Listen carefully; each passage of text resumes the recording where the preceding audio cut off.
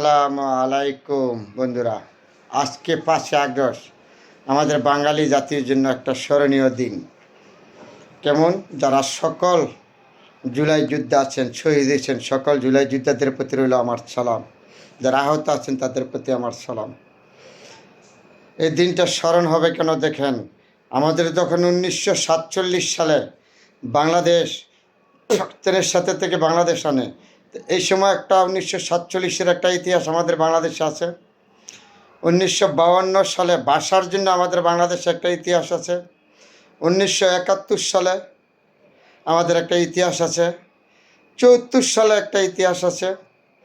90 থেকে স্বৈরাচার পতন আর একটা ইতিহাস আছে। 2024 সাল জুলাই 5ই আগস্ট আমাদের একটা ইতিহাস। এই ইতিহাসগুলি বাঙালির জন্য স্মরণীয় হয়ে থাকবে।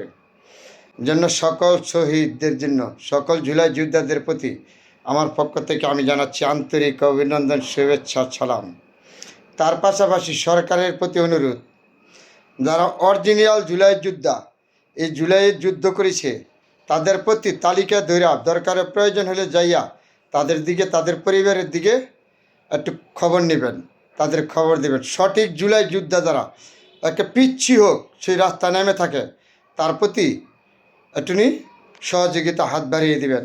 সুন্দর করে তারা মুক্তিযোদ্ধা প্রতিমন্ত্রী ইরশাদ সাহেব, আপনি এখানে দায়িত্ব আছেন, আপনারা যাচাই করিয়া যে খাঁটি জুলাই তাদের প্রতি শ্রদ্ধা ভালোবাসা দেবেন। জানি বাংলাদেশের ভিতরে একজন মানবিক প্রধানমন্ত্রী আছেন, তারেক রহমান সাহেব। আপনার মন মানসিকতা 54 বছরের ভিতরে এমন কারো নাই। তাহলে আপনি যে অরিজিনাল জুলাই যারা, তাদের প্রতি শ্রদ্ধা ভালোবাসা দেবেন এড়েছেন। আর কিছু কিছু রাজনৈতিক দল আছে বর্তমানে বাংলাদেশে শুরু করছে জুলাইয়ের চেতনা বিক্রি করে, জুলাইয়ের নাম বিক্রি করে উল্টাপাল্টা রাস্তাঘাটে তারা শুরু করছে। এগুলি চোখ কান খোলা রাখবেন। একটা দল আছে যারা 1971 সালে স্বাধীনতা বিরোধিতা করেছে, 30 লক্ষ মা বোনের ইজ্জত নষ্ট করেছে। তারা এই জুলাই ইস্যু করে, এই সংবিধান সংশোধন করে তারা 71-এর যুদ্ধ অপরাধে বাঁচার জন্য তারা আপ্রাণ চেষ্টা করে যাচ্ছে। তো মাননীয় প্রধানমন্ত্রী, আপনি চোখ কান খোলা রাখবেন। আর যারা জুলাই যোদ্ধা, জুলাই যারা নিহত হয়েছেন, প্রতিটি পরিবারের তাদের আর্থিকভাবে সহযোগিতা যতটুকু করার দরকার সরকার করবে, এটা আমরা জানি, সরকার করে যাচ্ছে।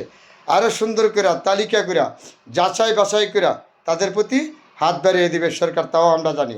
তাহলে আমরা জুলাই কারো একজনের না, কোনো রাজনীতির দলের না, কোনো ব্যক্তির না। জুলাই যারা স্বৈরাচার শেখ হাসিনার বিরোধী, সবার জুলাই। একটা কথা চিন্তা করেন, 5 বছরের শিশু রাস্তা নেমে গেছে, মা গর্তে সন্তান নামিয়ে দিছে। জুলাই এমন একটা যেমন, আজকে জুলাই না হলে আমরা থাকতাম না, আরও মানুষ ধ্বংস করতো। এই জুলাই না হলে আরও কত গুজব খুন কত করতো। তারপরে জুলাইয়ের প্রতি আমাদের সবার শ্রদ্ধা থাকতে হবে, কিন্তু জুলাই চেতনা বিক্রি করে যেন কেউ পুঁজি না করতে পারে, এই দিক দিয়ে সরকারের চোখ কান খোলা থাকতে হইব। সকল জুলাই শহীদদের প্রতি রইল শ্রদ্ধা, আহতদের প্রতি শ্রদ্ধা। জুলাই আমাদের একটা বাঙালি জাতির জন্য নতুন একটা ইতিহাস, সবার প্রতি রইল ভালোবাসা। জানি বাংলাদেশ সরকার জুলাইদের প্রতি শ্রদ্ধা ভালোবাসা আছে, থাকবে, এটা আমরা কামনা করি সরকারের জন্য।